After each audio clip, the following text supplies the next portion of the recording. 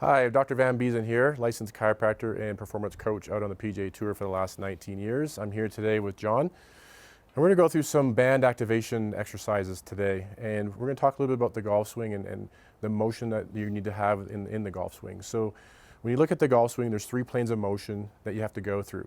Number one is what we call the frontal plane. And what that means, it's just a side-to-side motion. Okay, that's really, really important. The second part of the golf swing incorporates is what we call sagittal plane, or that's more the front and back motion.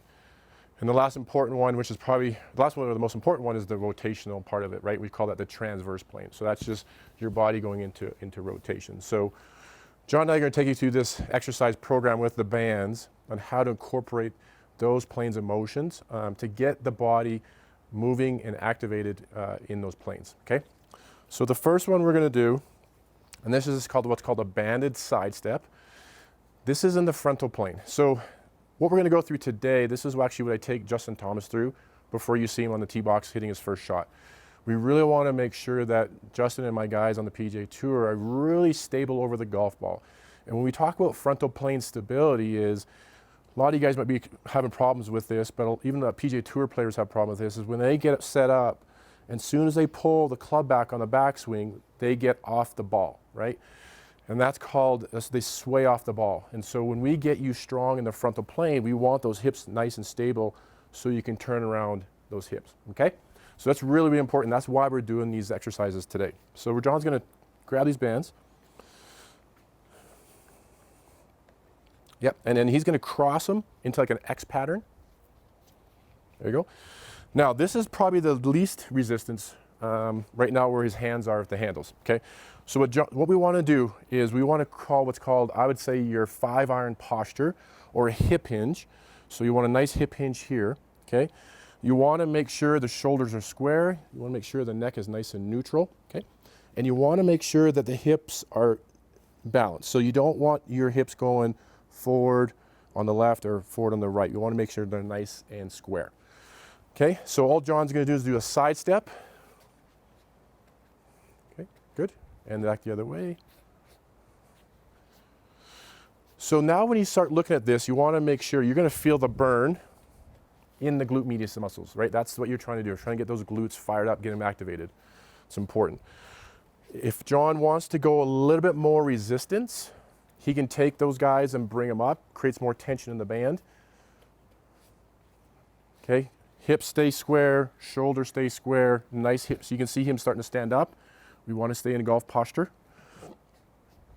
Okay, so John's going to stop for a second, and I'm going to talk a little about foot placement. So John, come in the center here.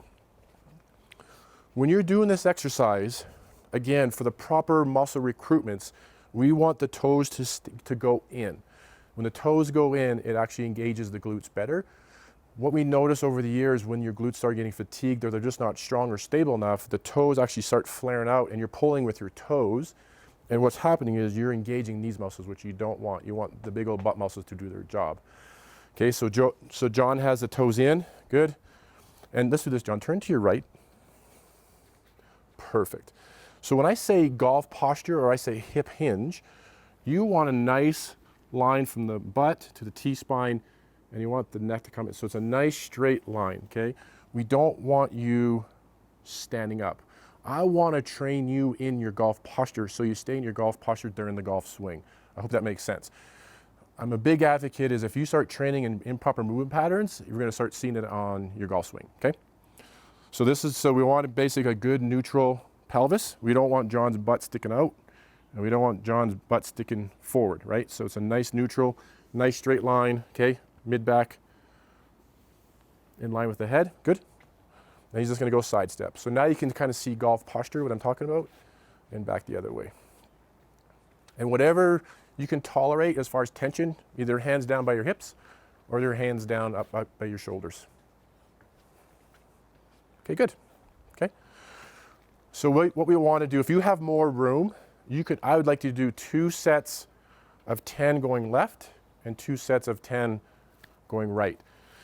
If you don't have that room, kind of John did some side steps here, you can go this way as well, okay? And just get those 10 steps, and that's a great activation for those glutes. I want to thank you guys for being with us today. Stick with it. I know you're going to get better at it. I know it's going to help your golf swing.